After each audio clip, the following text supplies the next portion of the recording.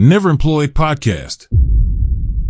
After I found you like 1 year ago or so, I saw that you had this group meeting with Arvid Karl, right? Yeah, I did. I just remembered back to that time, and back then I was like, wow, he has Arvid Karl on his meeting, and I was super impressed by that. And now I just thought about this because nowadays I know Arvid, and I had him on my podcast as well, and I just know that he's a super, super cool guy. Arvid is amazing, right? He is always there to help us, like people like us who are just starting out and early in the journey. So yeah, he's so cool. Yeah, definitely. Since I know so much different things about you, it's hard for me I know. Yeah, okay, where do I start? For me, what was super impressive, what you did last year is you're 25 and 25. I don't know how you called it specifically, but I would say 25 projects, startups, ventures. Yeah, 25 products, 25 micro products, small products in 25 weeks. Yeah, that was the idea. And you actually started these products after you've been I would say, copywriter for quite some time before. A while, yes. So I've done a lot of stuff. I've done a lot of freelancing. As I've done a lot of product consulting, product management, and then I've done a lot of SaaS copywriting. Then I've done a lot of Twitter ghostwriting, and in general, like freelance writing. I've done quite a lot, and then I basically all of these forms of income essentially became like offering services and not having any form of leverage. And I realized that I need some leverage in my solo business. I cannot like keep offering services to people. So that's when I realized that I had like I go in 6 months left in the year. I wanted to see that what can I get done now in the next 6 months, what product will work well. And I had no idea. I wanted to take a lot of shots. And I have no education in business in general, right? So when I quit my job in 2021, it was like I was just out of college into a job, and 11 years I worked as a corporate quote unquote slave. So it became that I needed a sort of business education as well for myself. So I thought that the best way to learn is like putting something out there, asking people to buy it, and seeing people's reactions. Right, that whole journey of launching an offer, launching a product, trying to sell it, and getting sales or not getting sales or failing at it. And asking people why would they not buy it, or why did they buy it, or what do they need that will make them buy. I think that was very I had needed that experience, and I wanted to get those reps in quickly, because I could have done it for like one project for 6 months, right? It would have been just one repetition of that whole cycle of launching, building and selling, but I wanted to get it as many reps as possible to train myself, and that's why I thought, this got like 25 work weeks left in the year. What can I do with these 25 weeks? So probably makes sense to launch 25 products. Right. Most of them were not SaaS products, not because I didn't want to code. I love writing, so they have to be like information products, or like I love conversation. I love talking to people. I love engaging with people. So they had to be like community products, essentially. So these are two types of products that I thought that I could offer. And that's when I like last year in June 2022, I started the 25 challenge. Every week I would launch something, I would pre-sell it. If people would buy, if I would make some revenue, if I had some validation, only then would I actually build that product. If it didn't get any traction, I would just skip it. I'll dump it and move on to the next one. And again, the scope was only 7 days, so all had to be like micro products. It could not have been an elaborate product that I could build over a month. I take a long time to do it. So it all had to be like stuff which I already knew to the back of my mind, and I could just create in 7 days. So that's how it happened. That's why it happened, and it was tiring. I was burnt out. I took a 3-week vacation afterwards, just to recover. But it was a very enriching and a very enriching experience, like one of the most intense rich learning experiences of my life. So it's really, really powerful. I think, yeah. And what is left after these 25 weeks? Oh yeah. So there are a bunch of I eventually managed. I had to skip a few weeks as well because of just burnout, and I Right. eventually managed to launch, I think, 15, 16 products. I don't even remember now, and most of them failed. Some of them did do well, so which are still there. I try and promote them and sell them once in a while. They're like ebooks or courses, stuff like that. There is a mastermind program that has done well. That is probably the best one that came out of it. And the essentially the mastermind is like a three person 4 week live cohort, 4 to 8 or 12 week live cohort, where like-minded solopreneurs get together, and there's like a safe space where we can discuss, brainstorm, give feedback to each other, be vulnerable with each other, talk about our challenges, and basically strategize and figure out the best ways to move forward and build profitable businesses. That got the most traction, and that got the most love from customers. I realized that this is the most value I can add to the world, in any form. So that is like one project that I'm doubling down on this year. The mastermind program and the community now, the Slack group now is at almost 70 people as well. And I think 60 people have gone through the mastermind cohorts so far. So that has been really really interesting, and I'm grateful to the people who've shown faith in me. And would you say that having the scope of one product in 1 week makes sense? It's a good way to go, or would you say in hindsight, like better like 1 month or so? Yeah, 1 month is probably better if you're a coder. If you're building a SaaS product, you should take at least 1 month to build it, launch it, try to sell it, promote it. But if you're only doing non-technical content based products, like nobody, like you can basically ship a usable version within a week.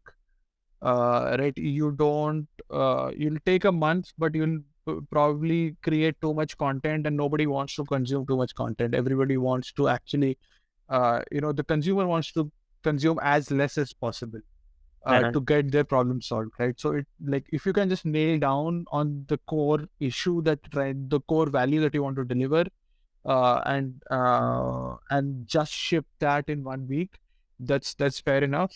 But like 1 week is too intense for some people.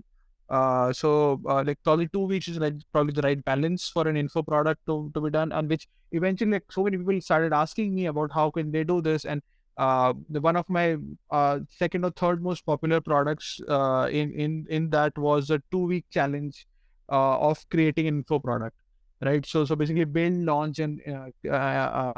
create and launch an info product, an ebook or a course in 14 days. And I basically created a templated system that like many people have used and now creating info products for themselves. So I think for 2 weeks is a good 2 weeks is a good number, I believe. You kind of mentioned that the overall topic was basically sales and marketing, right? So most of the things you did have some relation to marketing and sales. It gravitated towards the end, right? It started with like masterminding. I have actually tried a lot of stuff that I was good at. So as a product manager, I am very good at user interviews. I've done like hundreds and hundreds of user interviews, and basically I'm very good at data analytics and those. So I like released a book about user interviews. I thought that would be good, like people like it, because it's so essential to every business. But like nobody bought, right? Nobody is interested in it. So I realized that probably, this is not the market. Like my audience is not ready for this. It doesn't want it. So like, why should I?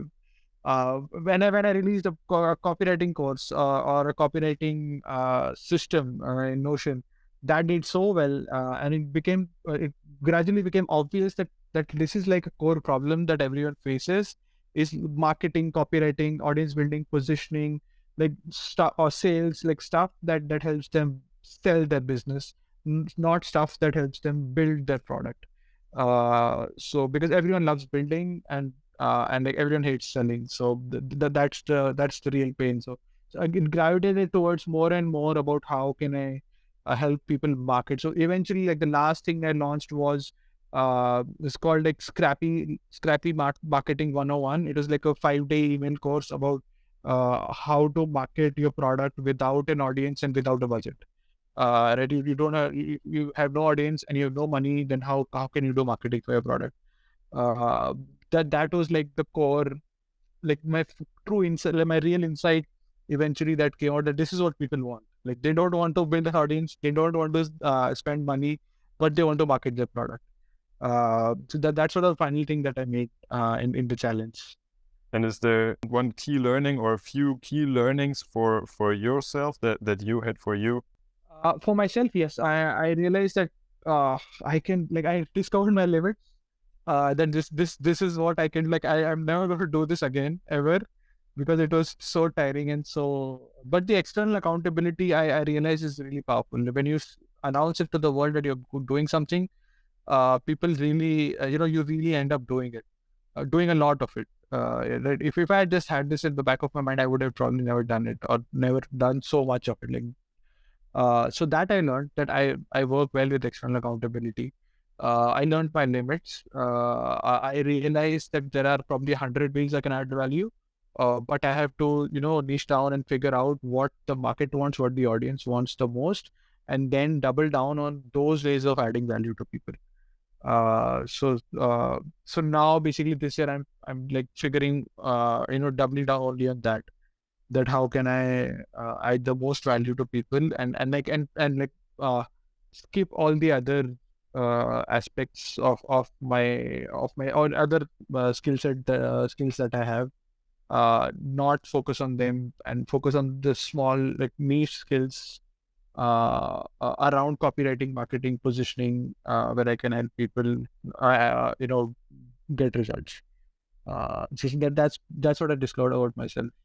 And how did you eventually manage all this work? So how long did you work? When did you work? I kind of know that you had a very clear schedule of like planning for the next week on Saturdays and things like that, right? Yeah. I launched on all the products on my Twitter, because I wanted to sell and I wanted to like, along with it, I also wanted to increase my Twitter audience along the way. So and like middle of the week is the best day to launch on Twitter, because that's when the most traffic is there. The Tuesdays, Wednesdays, or Thursdays. I planned like to have a launch every Wednesday, and I pre-sell it and do it by Friday or Saturday. I would have a fair idea of is there traction for this product.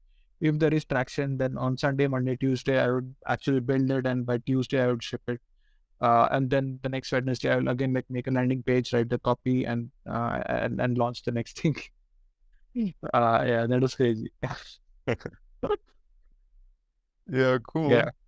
And how and when did you actually develop all these different ideas? So did you have all the ideas for the products in mind at the beginning, or step by step? Yeah. I had I think 20 ideas beforehand, which I had at the back of my mind, which I'd been collecting for a long time. That, this could be a good product, this could be something good to offer, or this is what people might find valuable. But as I kept launching, as I kept talking to people, my old idea list got archived, and now, like, I started doing new ideas based on what people were responding to and what they were finding valuable. So I kept like pivoting and changing ideas in between, and did it accordingly. Yeah. I did have an idea list, but that is still this lying there. I didn't use most of it. That's a super interesting statement, and I think that's what many people say who launched many products, that there's no scarcity in ideas actually, and once you start to do something and actually execute on something, you get infinite ideas basically. Yes, exactly. Like the best ideas come when you start actually launching stuff. And the market tells you, the audience tells you, the response tells you. If there's a positive response, you double down on it, you find more ideas. There's a negative response, you suddenly realize that this is not where you want to go, and ideas aren't useful. So you get a lot of. So I always love the action and information framework. I feel action gives you information, and when you have information, you take action. But if people feel stuck because they don't have information, so they don't take any action. Like they feel that they need to know the future before they take that first step, which is never going to happen. And they just get stuck in analysis paralysis, like figuring out what is the next thing I need to do. They're lacking information, so they cannot take an action. The first thing they should do is actually take action, and take a small, tiniest action possible. That tiny action will give you some information, which information will then inform your next action that you can take. And then like it's a virtuous circle. It's like a flywheel effect that starts happening. That the more action you take, the more information you get, and like better actions you can take continuously. So that is like one of the frameworks which I realized during the challenge. That is really powerful. I think because otherwise, like you can get stuck with for lack of information forever for your life. You can not do anything, just thinking that I don't know what I need to do. But you will not know what you need to do until you do something. And you also actually have the comparison between focusing on certain products for a long time compared to like these 25 and 25 weeks, right? So what do you prefer, or what are the advantages and disadvantages from your point of view? Right. So I think there's no question of preference. I think we all are, like, as an entrepreneur, like you need to lean into what's working, and everyone will find different ways of different things to what's working for them. What eventually ends up happening is that when you have like a multiple, like a portfolio approach, you're hedging your risk, but you're also you're diversifying your risk, but you're also diversifying your attention, your focus, your energy. And then the more diversified it is, and to get traction, or to get compounding gains on anything, you need focus. Right? You need focused effort and focused energy. So my idea back then, like I did not have any one project which was doing really good, or which had traction. Right. So at that time, I really, so again, this is another one of those frameworks called the explore, exploit framework, basically. That first you explore, right? So I did like 25 things. You figure out 2 or 3 things which are working, and then you exploit on those 2 or 3 ideas. So that's like my 2023 is like my year of focus. I said, I wrote my retrospective, and I was thinking about the last year that ended, and 2022 was about exploration, and now this year is about exploitation. So now I'm only focusing on 2 or 3 projects, and I'm going as deep and as focused on them as possible. And at the end of the year, I'll probably have a better idea of which approach is better. But I think a balanced view to take is that you spread out when you don't have something that has traction. But once you have traction, you'll be fool to not double down. And is this the case for you right now? So do you feel like having traction at the moment?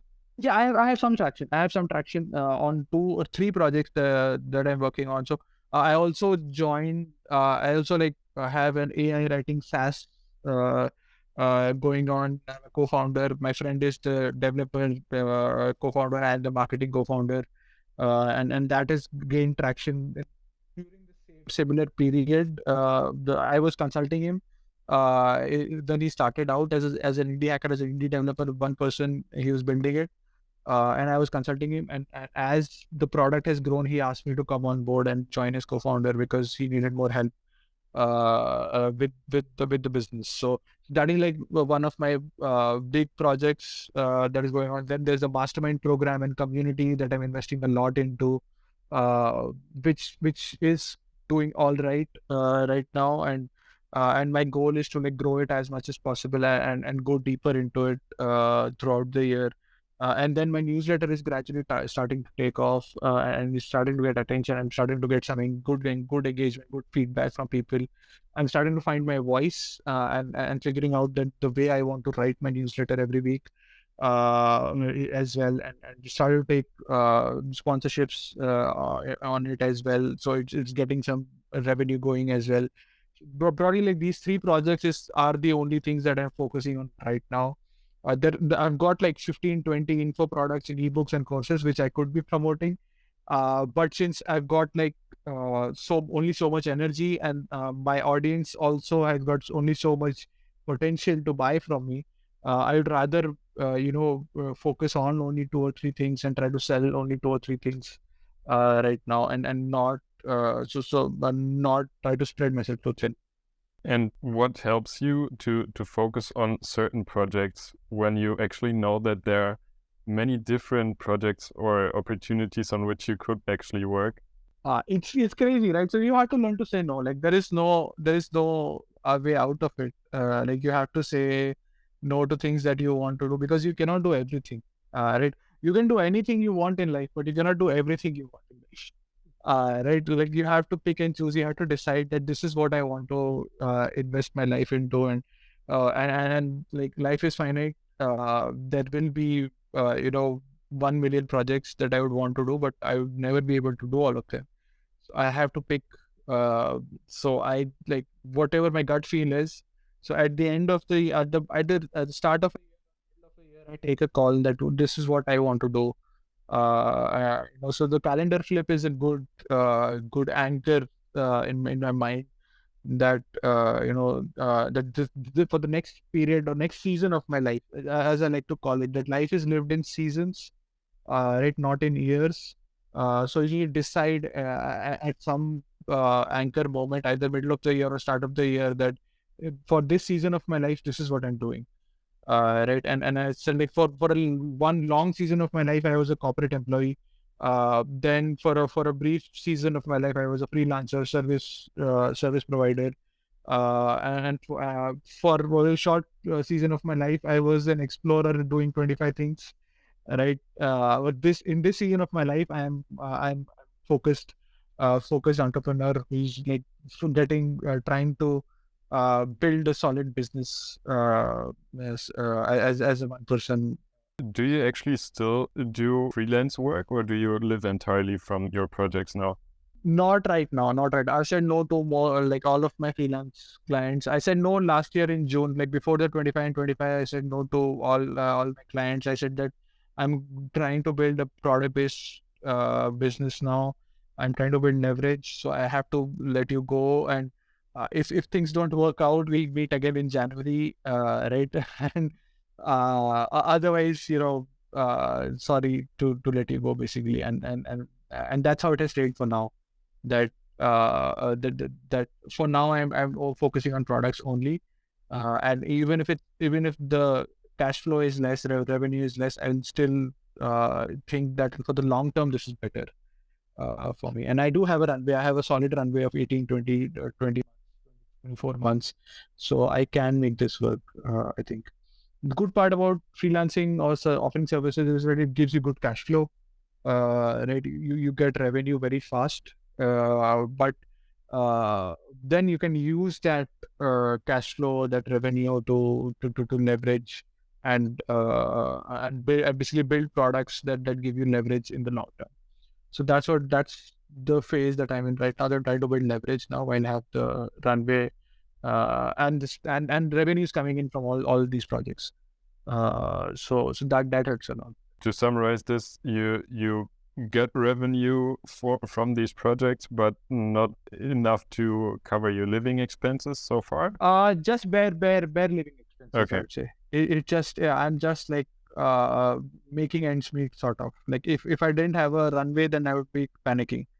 Right. Then I'd be going back to freelancing and getting clients. Like there is no question. Like I am not stupid. Right. If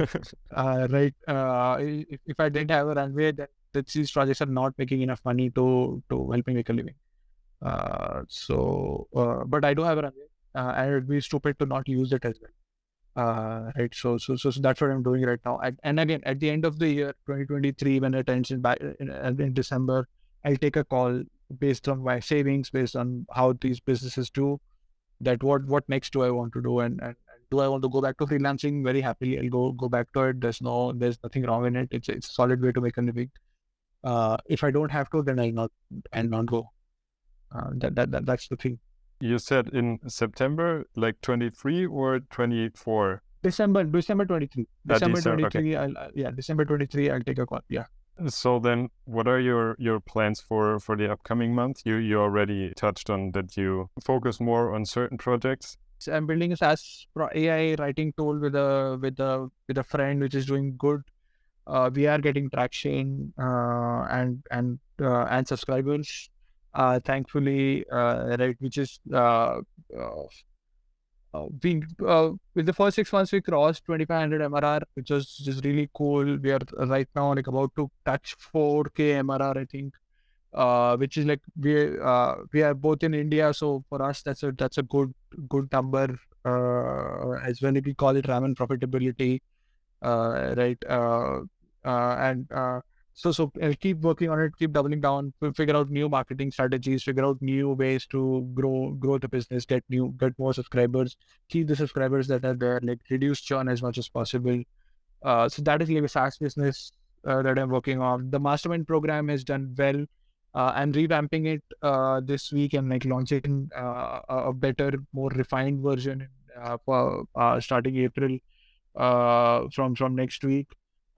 Based on the learnings of the last 9 months that I have. I've run 25 cohorts now of 3 or 4 members each, which has been really, really insightful. And I like when I started it back in June, it was very raw. It was only in my mind. I did not know enough. But now I know that how can my members get the most value, get the most bang for their buck, for the fees that they pay. So I'm revamping the program and doubling down on it, and so April should be fun. And my newsletter is also getting some traction. So I'm looking to get more, grow it via organic or paid channels, and sell more ad slots in it, and write quality content that adds value. So just for at least the next 2-3 months, I think this is like a solid. These 3 projects are taking up all of my time right now. Is there anything, any way people may help you? Anything you need at the moment? Just reach out on Twitter. I'm there on Twitter all day. Give me a follow, send me a DM. If you like something, let me know. If you don't like something, let me know. Give me honest feedback on the content that I create and the topics that I talk about. Twitter is like a constant stream of data that's out there, and I'm only trying to learn from it as much as possible. So that's why I tweet every day a bunch of times, and I engage with a lot of people, and that gives me a lot of information on what to build and what value I can add to the world. So if anyone wants to help me, just tweet at me, send me a DM, and tell me whether what I'm doing is good or bad, and that will be good. Hey, then thanks for taking the time. Sure. Thanks a lot, Sam. Thanks a lot for having me. This is a lot of fun.